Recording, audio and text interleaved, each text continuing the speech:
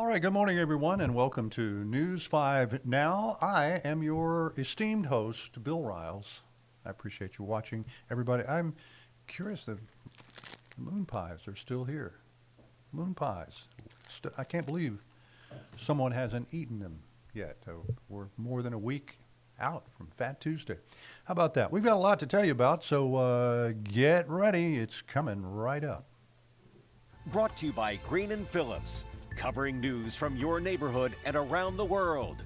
News 5 Now starts right now. Yes, it does. In fact, it's going to be just a second before it starts because I wasn't ready. I have a computer thing I have to do here to get things going. And when you need it the most, it's when it's going to take the longest for it to scroll and buffer and all of that stuff. And so I have to do it. But I think we're ready to go. And what we'll do is let you know about our big stories today. How about that? They're coming up. Number 5, there will be a free pet vaccination clinic this weekend. It's Saturday from 9 to noon. You can get your pets up to date on their shots. It's happening at Pritchard Municipal Stadium at Coach Harold Clark Drive. That's something you want to be involved if you have pets. Number 4, we're headed to Fairhope this weekend, your latest stop for Your Hometown Tour.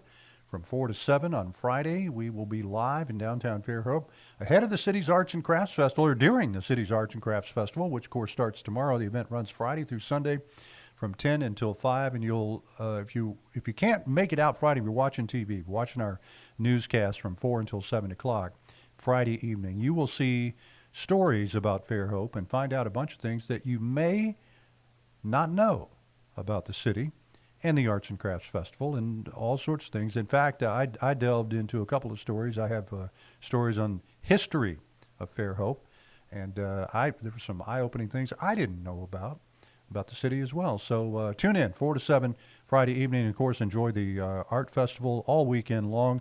We're keeping an eye on the threat of severe weather Saturday afternoon into the evening. You're going to want to know about that. So stay on top of things, and we'll let tomorrow we'll get one of our meteorologists, John or Grant, in here to explain more about what's going to be happening this weekend. Number 3, Congress has until tomorrow to send a spending bill to the president's desk to avert a partial government shutdown. The House narrowly approved a continuing resolution to maintain spending levels. It's been sent over to the Senate, where it has to get 60 votes in order to pass.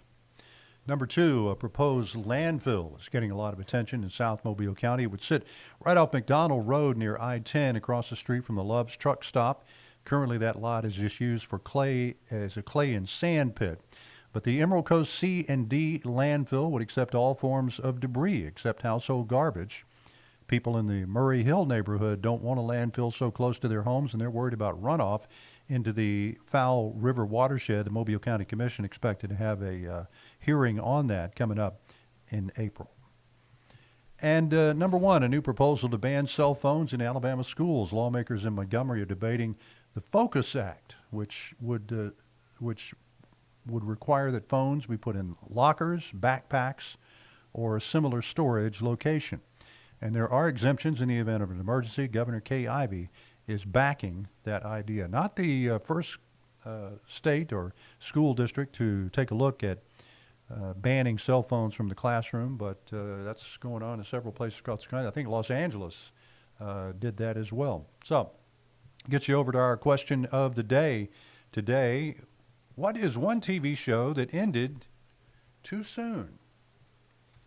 Well, let's find out what some of you are saying. I don't have a Blue Bloods. Did Blue Bloods not come back for another season?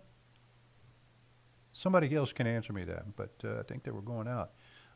Army Wives, never heard of that one. Yellowstone, that was a big one. A lot of people watched that. Santa Clarita Diet? Star Trek. It was on a 5-year mission, but ended at 3, the original. Anyway, that's a good one, Charles. I agree with you. I'm a kind of a Trekkie myself. Let's see. The following, Criminal Minds. My wife used to watch that quite a lot. A lot in there for Blue Bloods and Yellowstone. So WKRP in Cincinnati. and young Sheldon. How about that? My name is Earl. That was a good one, too. Boy, bringing back some memories here. Tiffany says Hawaii 5-0. All right. That was kind of a fun question. I like that. Come on over if you want to participate in this particular question. We'd love to have you share your thoughts on what TV show ended too soon.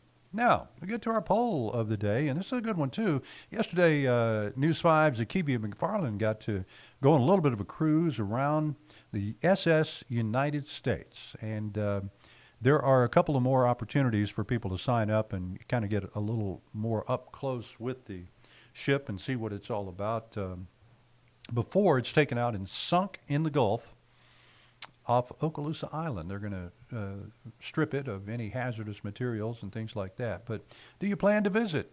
Get an up-close look at it. You can see it. If you're on the interstate, of course, you're heading toward the tunnels. You can see it off in the distance there in the port. But it's such a unique thing.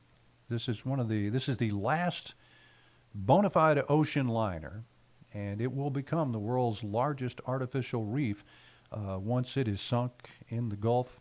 And I don't know the timeline on that. I think it just depends on when they get the hazardous materials off of it. But it's really, while it's in port and just sitting there after it made the trip from Philadelphia, it's really kind of a neat thing to see. So if you get down there and want to take a look, that would be a fun thing to do. Comment on what you think about it right here on our WKRG Facebook page. It's easy to do, and most of you know that already. It's not a big deal. Our live stream will continue today at 12:30 with Devin Walsh. And of course, she'll be on the air at 9 and at noon this morning, too. And our big block of news continues this afternoon, beginning with the 4 on 5 with Cherish Lombard. So we hope you'll tune in and watch us then. For now, I will see you back here bright and early with Shimani Baker tomorrow morning at 4:30, and we hope you'll join us. Have a good day, everybody. Covering news from your neighborhood and around the world.